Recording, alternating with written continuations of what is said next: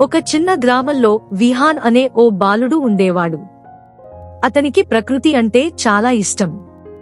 ప్రతి ఉదయం సూర్యోదయం అయ్యే సమయానికి గ్రామం బయట ఉన్న చిన్న కొండపైకి వెళ్లి పక్షుల కిలకిలారావాలు వింటూ ఆనందించేవాడు.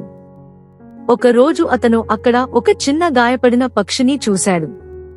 ఆ పక్షి రెక్కకు గాయం అయి ఎగరలేకపోతూ ఉండింది. విహాన్ వెంటనే దాన్ని జాగ్రత్తగా చేతిలో తీసుకుని ఇంటికి తీసుకెళ్లాడు. అతని అమ్మతో కలిసి పక్షికి మందు పెట్టి నీళ్లు ఇచ్చి చిన్న గూటి తయారు చేశారు. ప్రతిరోజు విహాన్ ఆ పక్షితో మాట్లాడేవాడు. నీకు త్వరలోనే బలం వస్తుంది అని ధైర్యం చెప్పేవాడు. కొద్ది రోజుల తర్వాత ఆ పక్షి మళ్లీ రెక్కలు ఆడించడం ప్రారంభించింది. ఒక ఉదయం అది ఆనందంగా ఎగరడానికి ప్రయత్నించింది. విహాన్ దాన్ని ఆకాశం వైపు వదిలాడు.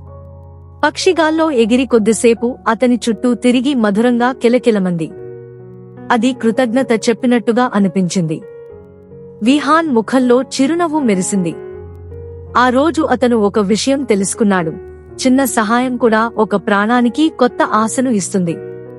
అప్పటినుంచి గ్రామంలోని ప్రతి జంతువు, ప్రతి పక్షిని ప్రేమగా చూసుకోవాలని నిర్ణయించుకున్నాడు.